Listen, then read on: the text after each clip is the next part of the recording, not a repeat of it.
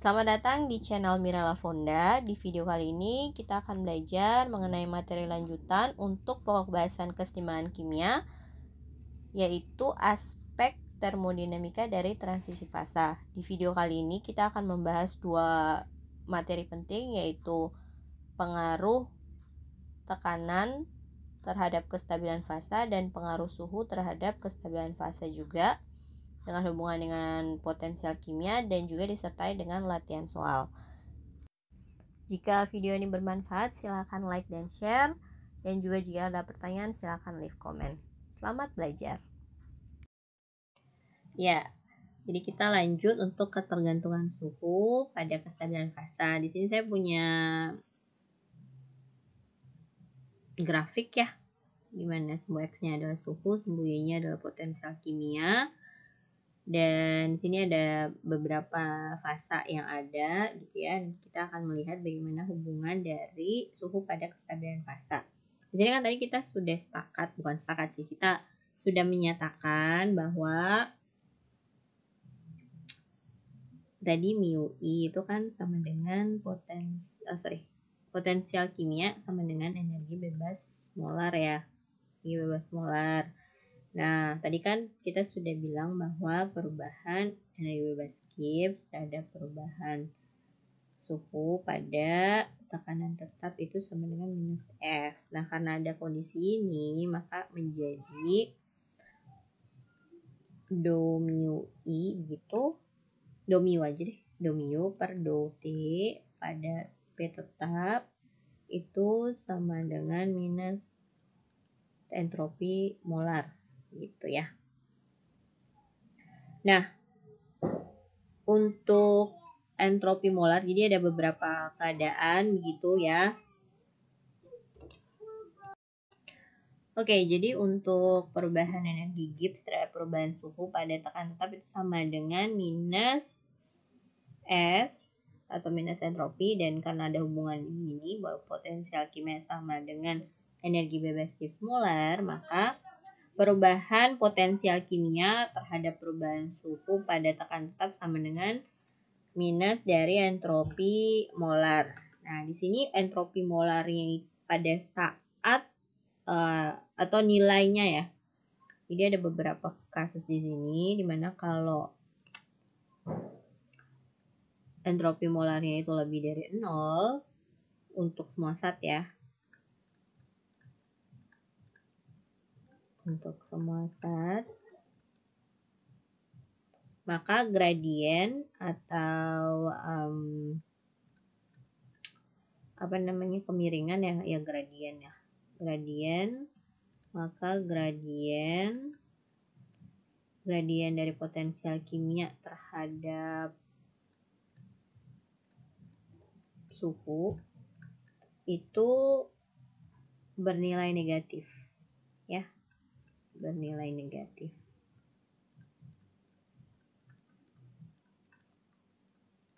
Maksudnya apa? Di sini kan bernilai negatif. Di sini kan dari grafik yang ada, ini sebenarnya dari Atkins edisi ke-11. Di sini kita lihat bahwa ketika nilai entropi yang lebih dari 0, artinya kalau nilai entropi 0 berarti dia lebih tidak teratur ya.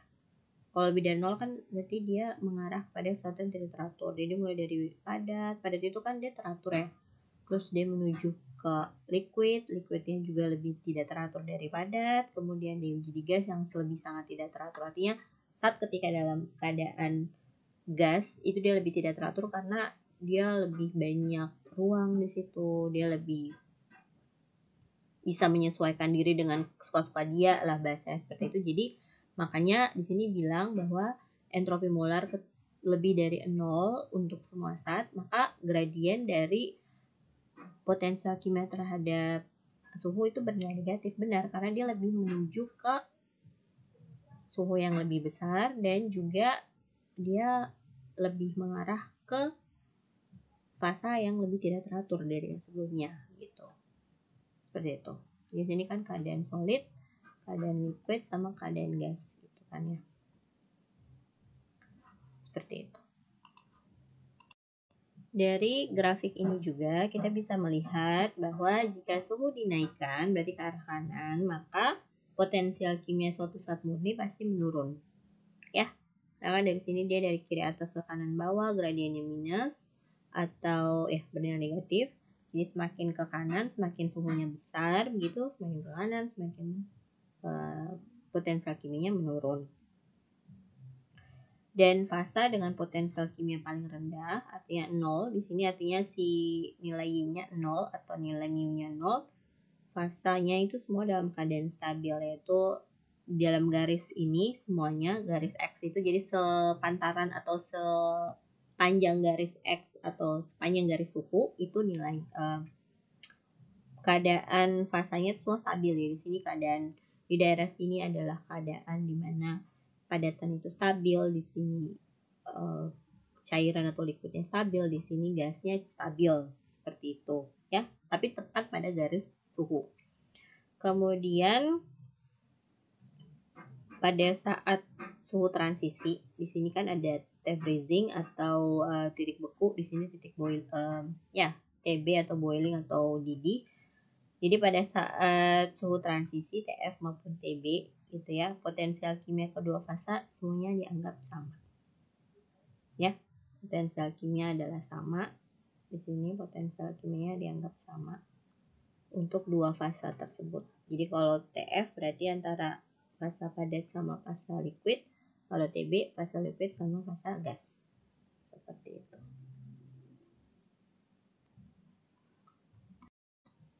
Ya, selanjutnya untuk ketergantungan tekanan pada kestabilan fasa seperti yang sebelumnya, karena kan perubahan energi Gibbs terhadap perubahan tekanan pada suhu tetap itu kan sama dengan volume.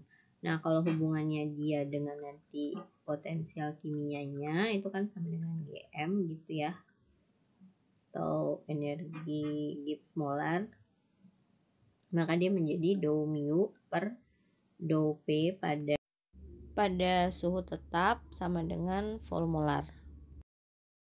Tidak ada minus, berarti akan pasti selalu bertambah. Jadi hubungannya berhubungan lurus begitulah bahasanya. Jadi kalau gradien kurva potensial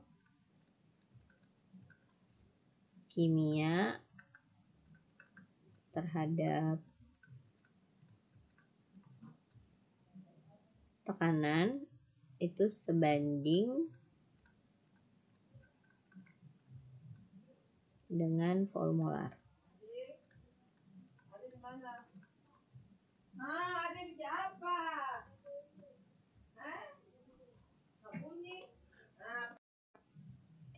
Jadi perubahan potensial kimia terhadap perubahan tekanan pada suhu tetap adalah sama dengan vol molar, di mana gradien kurva potensial kimia terhadap tekanan sebanding dengan vol molar. Jadi kenaikan potensial kimia dia berbanding lurus dengan vol molar itu sendiri, seperti itu.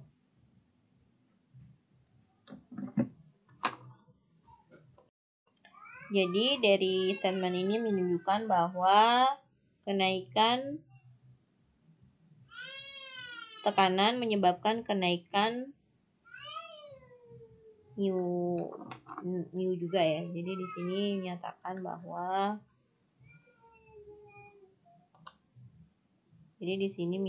bahwa kenaikan tekanan itu menyebabkan kenaikan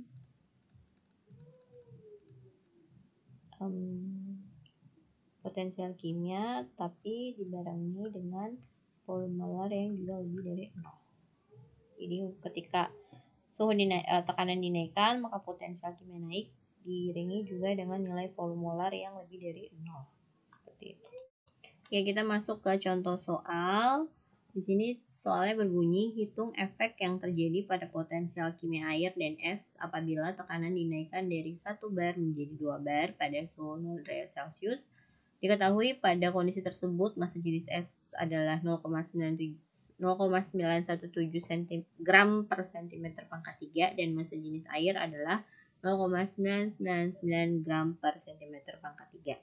Jadi di sini kita lihat dulu soalnya. Di sini adalah perubahan tekanan tapi suhunya tetap kayak 0 derajat Celcius. Jadi keadaan yang kita ketemui itu adalah, saya tulis di sini aja, kita akan menggunakan rumus yang perubahan potensial kimia terhadap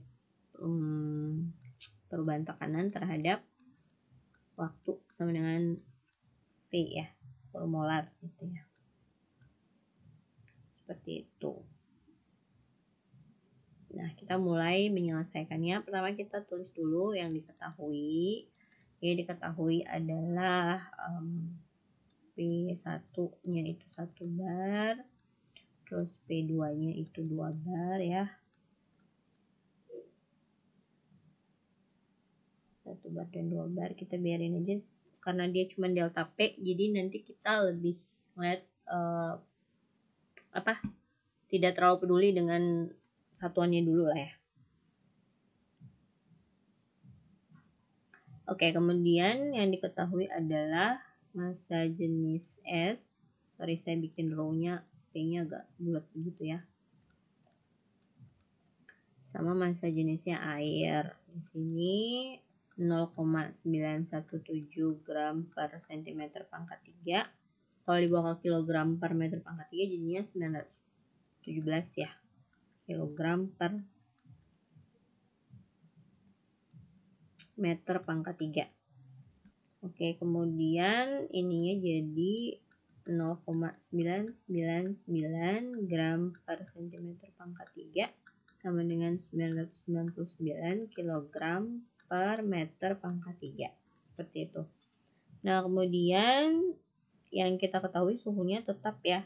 Suhunya itu 0 derajat Celcius. Tapi kayaknya kita tidak perlu begitu ya. Nah, ada yang harus kita ketahui lagi karena tidak ada urusannya dengan suhu, tapi ada urusannya dengan massa karena ada hubungannya dengan volumolar dan juga nanti ada hubungannya dengan massa. Jadi karena dia merupakan volumolar berarti kita pedulinya itu dengan MR-nya. MR-nya dari siapa ya? Dari si yang kita mau cari saatnya apa? Air ya. Berarti kan MR dari si air. MR air kan 18 gram per mol. Atau bisa juga kalau nilainya yang pasti itu kalau tidak salah 18,02 gitu ya. Gram per mol. Jadi kalau mau dibawa ke kilogram berarti jadinya ini gram per mol jadinya 18,02 kali 10 pangkat minus 3 kilogram per mol. Seperti itu ya. Kilogram per mol. Nah, kita masuk ke penyelesaian, tapi kan yang ditanya itu adalah apa ini ditanya? Mu-nya ya. Jadi mu-nya kita bedain mu S dan juga si mu si air gitu ya. Biar bisa kita lihat masing-masingnya, terus kita lihat perubahannya itu kira-kira seperti apa dan penjelasan setelah kita mendapatkan hasil nilai delta mu-nya seperti itu. Oke, jadi dari rumus yang ini kita bisa melihat hubungannya. Jadi di sini kita masuk ke penyelesaian, dimana kan kalau diintegralkan dia kan jadi do mu per delta P itu sama dengan Vm gitu ya. Nah, kita bisa mencari nilai delta mu-nya itu ketika volumolar dikali delta P. Nah, volumolar itu didapat dari apa? Kan kita tahu bahwa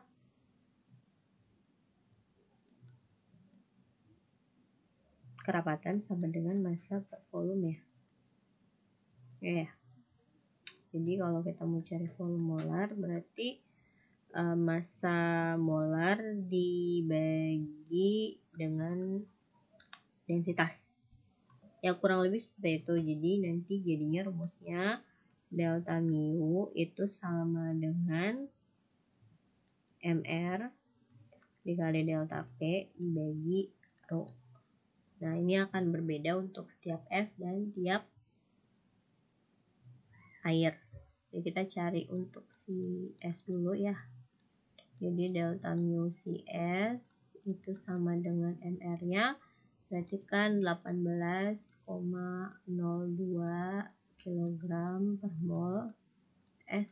Kali, sebentar, kita langsung saja, berarti kali 10 pangkat minus 3 kg per mol, itu dikali delta P nya berarti 2 dikurang 1 bar, berarti 1 bar ya, itu kemudian dibagi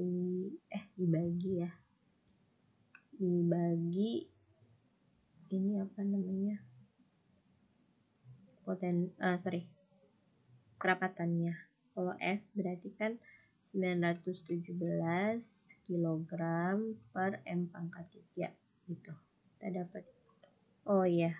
Jadi kalau bar yang ini kita harus mengubah dia dalam Pascal dulu ya. Kalau bar dibawa ke Pascal berarti dikali 10 pangkat 5. Ini di dalam kurung ini kan bar ini berarti kali 10 pangkat 5 Pascal per bar, supaya nanti barnya hilang sisa Pascal gitu ya, supaya nanti nilainya dalam Joule mol minus 1.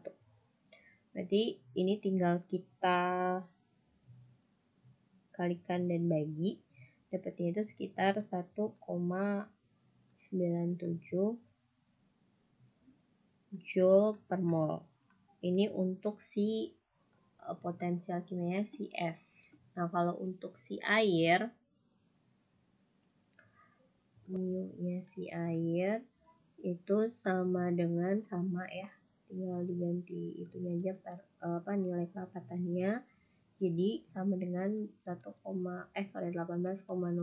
kali 10 pangkat minus 3 kg per mol, terus dikali 2 kurang 1 bar, tapi harus juga dikali dengan kali 10 pangkat 5 Pascal per bar, baru dibagi 999 kg per meter pangkat 3. Kita itu dapatnya itu sekitar 1,80 Joule per mol. Nah tadi kan delta mu-nya si S itu dapatnya 1,97 Joule per mol. Dan sini ada dua nilai yang berbeda jauh. Jadi potensial S itu naik lebih tajam dibandingkan dengan potensial kimia air. Ya, kalau S-nya jadinya 1,97, airnya kan cuma 1,8. Naiknya lebih tajam. Ini terjadi jika pada awalnya kesetimbangan terjadi pada 1 bar, maka pada 2 bar S akan cenderung untuk meleleh. Jadi bahasanya di sini bahwa nilai delta mu S-nya itu besar pada ketika dia berubah menjadi dari 1 bar ke 2 bar, maka cenderung untuk S-nya meleleh seperti itu. Sekian video dari saya, semoga video ini bisa dipahami dan juga bermanfaat untuk kalian semua. Terima kasih.